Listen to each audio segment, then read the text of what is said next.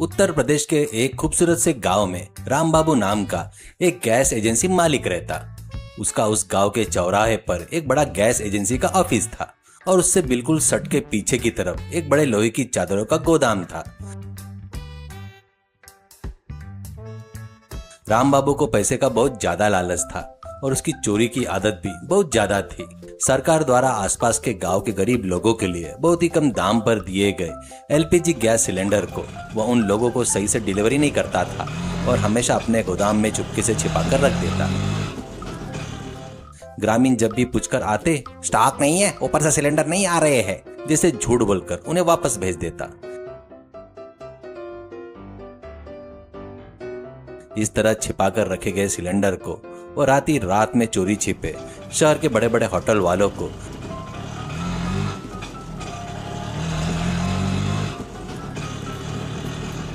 आलीशान रेस्टोरेंट वालों को महंगे दामों पर ब्लैक मार्केट में बेचकर बहुत सारा अवैध पैसा कमाता। उस गांव से थोड़ी दूर पर एक शांत सा आश्रम था। उस आश्रम में एक बड़ी मुफ्त भोजनालय चलती थी। हर रोज गरीब लोग और यात्री आकर वह आराम से भोजन करके खाते थे।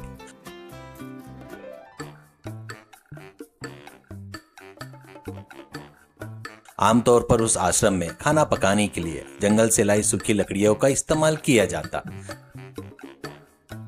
लेकिन बरसात के मौसम में जब लकड़ियां भीग जाती या फिर अचानक से बहुत ज्यादा लोगों के लिए खाना पकाना पड़ता तो आश्रम के संचालक गैस सिलेंडर का इस्तेमाल करके खाना पकाना पूरा करते। एक बार लगातार 3 दिन तक बारिश होने की वजह से आश्रम में रखी खाना पकाने की सारी लकड़ियां पूरी तरह से भीग गई। उस दिन आश्रम में बहुत सारे भक्त आ रहे थे, इसलिए खाना पकाना बेहद जरूरी था। तब उस आश्रम को चलाने वाले वृद्ध स्वामी जी सीधे एक भक्त को अपने साथ लेकर राम बाबू के गैस एजेंसी के पास आए। वहां राम बाबू कुर्सी पर बैठकर ऊपर पैर रखकर था और हाथ में एक नोटों की बड़ी गड्डी पहनकर गिन रहा था।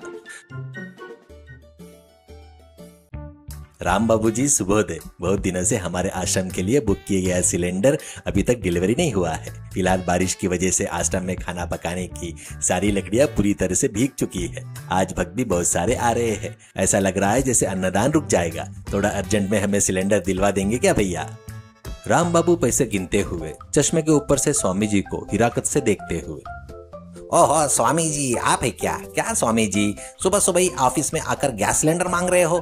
नियमों के मुताबिक बुक करने पर भी स्टॉक आने में बहुत दिन लग सकते हैं। अभी तो मेरे पास एक भी सिलेंडर नहीं है, आप जा सकते हैं। ये क्या बात हुई? आप ऐसे झूठ बोल रहे हो। आपके पीछे वाले गोदाम में सैकड़ों सिलेंडर भरे पड़े हैं। ये बात तो सबको पता है। आश्रम में अन्नदान के लिए मांग रहे हैं ना, फिर भी आपको थोड़ी सी भी दया नहीं आ रही है क्या? राम बाबू कुर्सी से गुस्से से उठकर खड़ा होते हुए, मुंह बंद रखो। मेरे गोदाम में डिलीवरी ना होने वाले सिलेंडर बहुत सारे हैं। वो सब मुझे किसी को देने हैं। कब देने हैं ये मुझे अच्छे से पता है।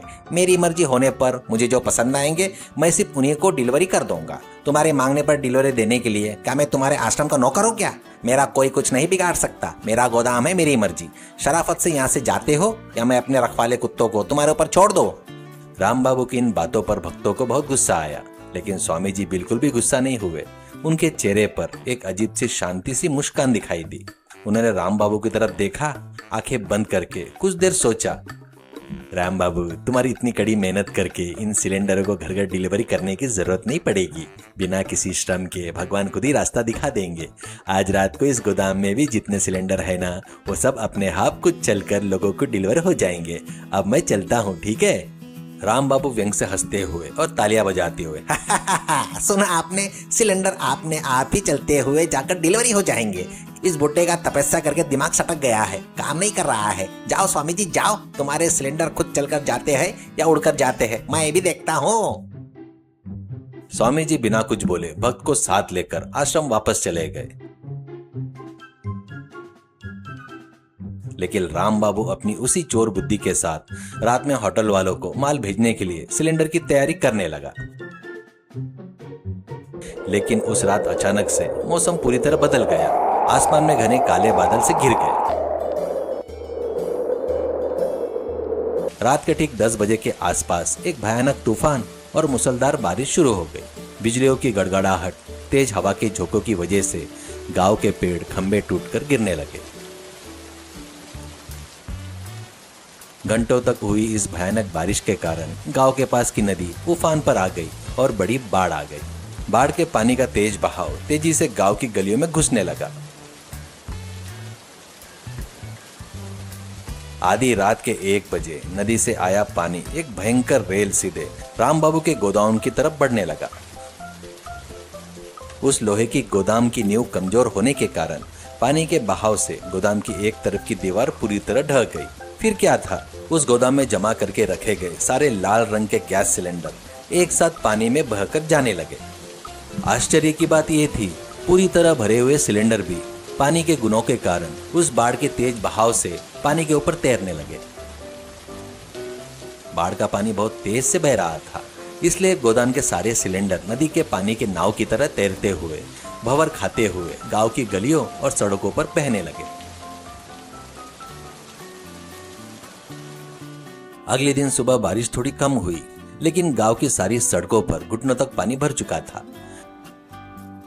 सभी ग्रामीण सो के उठे, अपने अपने घरों के बाहर आकर देखा। उनकी आंखों के सामने जो अनोखा नजारा था, उसे देखकर सब हक्के बक्के रह गए। उस सड़क पर गलियों में बहते हुए बाढ़ के पानी में जहां भी देखो वहां लाल गैस के सिलेंडर झुनझुन करके तैर रहे थे। सिलेंडर पानी पर तैरते हुए लोगों के घर के सामने आकर रुक चुके थे। एक ग्रामीण आंखें मसलते हुए जोर से चिल्लाते हुए, अरे ओ भाग्यवान, जल्दी बाहर आओ, हमारी सड़क पर हवाई जहाज नहीं बल्कि गैस सिलेंडर तैर रहे हैं। जहां भी देखो वहां सिर्फ लाल गैस सिलेंडर ही दिखाई दे रहे हैं। पत्नी दौड़ते हुए आई और आकर बोली, बाप रे, सच में गैस सिलेंडर बाढ़ के पानी में तैर रहे हैं। इतने दिनों से वह राम बाबू हमें गैस न देकर छिपकर बैठा था ना, अब देखो भगवान ने खुद ही हमारे घरों के सामने हिल दी है। गांव के सभी लोगों ने अपना डर छोड़ा और खुशी खुशी इस बाढ़ के पानी में कूद गए। जिसको जितने सिलेंडर की जरूरत थी, वे पानी से उन्हें पकड़ पकड़ कर अपने कंधों पर उठाकर अपने घरों की तरफ ले जाने लगे।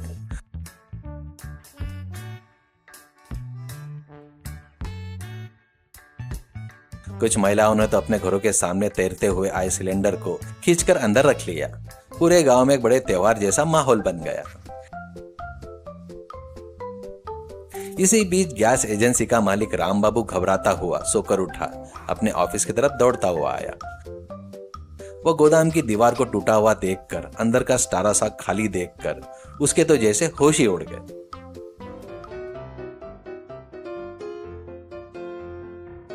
उसने जब सड़क की तरफ देखा तो लोग उसके सिलेंडर को आराम से पकड़कर ले जा रहे थे।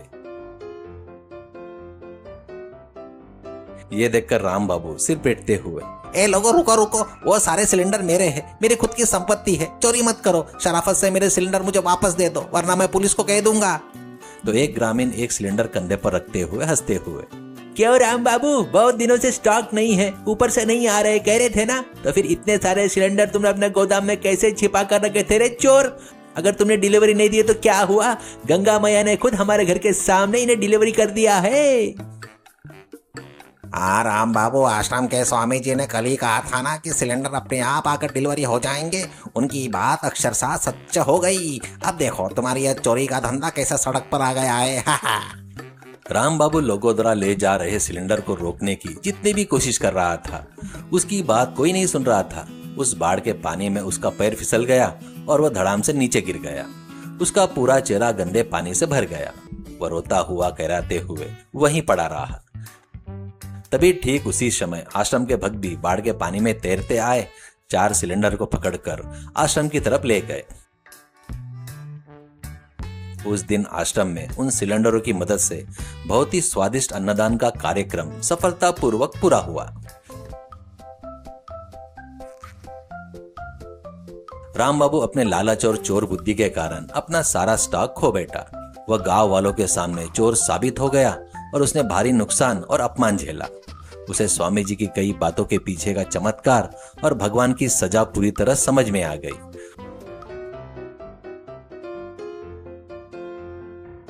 वो अपनी गलती को समझकर रोते हुए आश्रम की तरफ स्वामी जी के पैर पर गिर पड़ा। स्वामी जी, मुझे माफ कर दीजिए। पैसे की हवस और लालच में आकर मैंने गरीब लोगों के गैस सिलेंडर को छिपाकर ब्लैक में बेचा था। जैसे आपने कहा था, भगवान ने हमारी आंखें खोल दी। मेरा गोदाम बह गया, मेरे पाप का खड़ा भर गया। अब से मैं कभी ऐसी गलती नहीं करूंगा। स्वामी जी, माफ कीजिए। बाबू, दूसरों की मेहनत और हक को छीनकर अगर तुम सुखी होना चाहोगे तो भगवान कभी चुप नहीं बैठेंगे। चलो, देर से ही सही तुम्हें बुद्धि आ गई, यह खुशी की बात है। अब से ईमानदारी से व्यापार करो और लोगों की सेवा करो। उस दिन से राम बाबू ने अपने लालच को पूरी तरह से छोड़ दिया। उसने एक नया गोदाम बनवाया और आसपास के गांव के हर घर में समय पर सही दाम में गैस सिलेंडरों की डिलीवरी देते हुए ईमानदारी से अपना जीवन बिताने लगा। सीख: लालच और अहंकार में आकर दूसरों के अधिकारों को छीनना और सरकारी संपत्ति या जनता के हक की चीजों को अवैध रूप से छिपाकर लाभ कमाने की कोशिश करना गलत है। एक न एक दिन ईश्वर के न्याय या प्रकृति के प्रकोप से हमारे पापों का घड़ा भर जाता है और इंसान को सब कुछ खोकर सड़क पर आना पड़ता है। ईमानदारी से कमाई गई संपत्ति हमेशा हमारी रक्षा करती है।